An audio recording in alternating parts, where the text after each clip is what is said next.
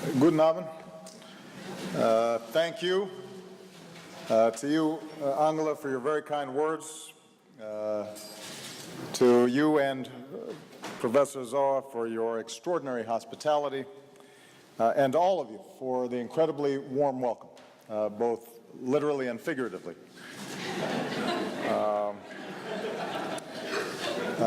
Your English is much better than our German. I was just mentioning to the Chancellor that this is an area where the United States clearly has lagged behind, making sure that all of our young people learn a second and third language. So we're going to give my interpreters a break this evening.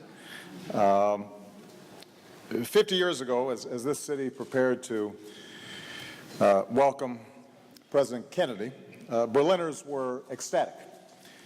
Mayor Willy Brandt tried to calm everybody down. He told them, don't be too emotional. It didn't work.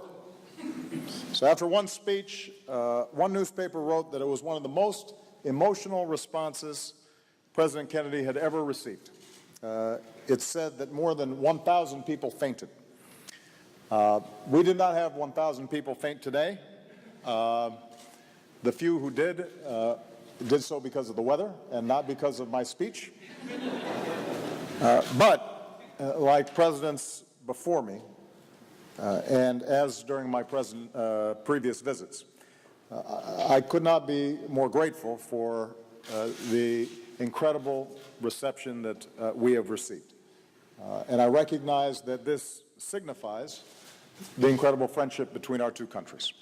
I'm especially pleased that I've been able to bring Michelle and Malia and Sasha along.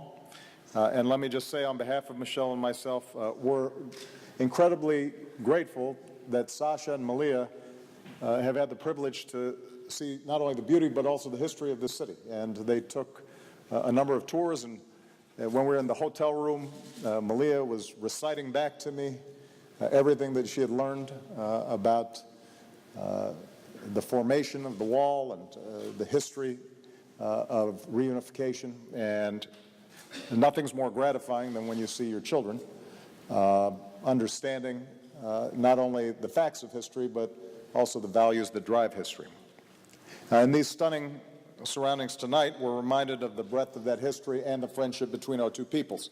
About the same time this palace was being built, a band of families from along the Rhine, Mennonites, set out across the Atlantic, arrived in what is now Philadelphia, and founded a new home that remains to this day, Germantown. And immigrants from Germany and German Americans have continued to shape America ever since. For our independence, we thank von Steuben. For our prosperity, families like Chrysler and Guggenheim, Heinz and Hershey. For inspiration, Einstein, Steinway, Steinbeck, Babe Ruth, Lou Gehrig. Young Americans like our daughters will always be grateful to Levi Strauss for their blue jeans. And Americans will always be grateful, especially for some very important German immigrants, Anheuser-Busch.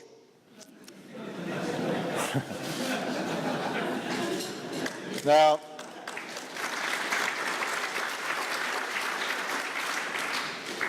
on a very personal level, I'm thankful to Angela. Schiller once said, keep true to the dreams of your youth. Angela, you've spoken often of the dreams of your youth, the freedom that you longed for. Today, as we were out on the balcony before our lunch, she pointed to the train tracks along which the wall used to run, and her memories of riding to her university and then hearing the tracks on the other side and imagining one day that she would be free. And you've not only kept to those dreams, but you've also helped those dreams become real for millions of your countrymen. I'm extraordinarily grateful for our partnership and our friendship. As I've said before, you're an inspiration to me and to people around the world.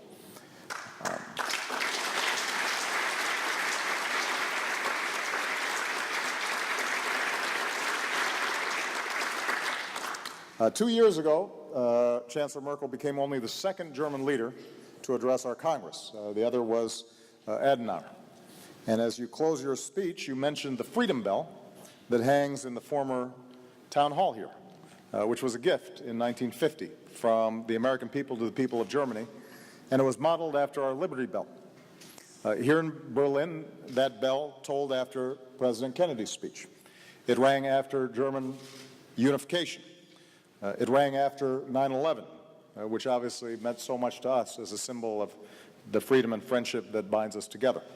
What you may not know is that before the bell was given to our German friends, it traveled all around the United States.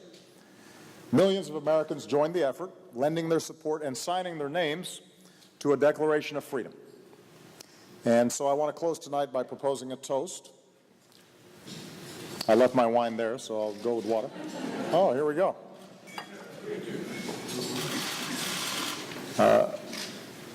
And I'm going to do so by borrowing the words that those millions of Americans once expressed to their German friends as part of this gift, the Liberty Bell. Here's what they said. We believe in the sacredness and dignity of the individual. We believe that all men derive the right of freedom equally from God. And we are proud to join with millions of men and women throughout the world who hold the cause of freedom sacred. Zum Wohl.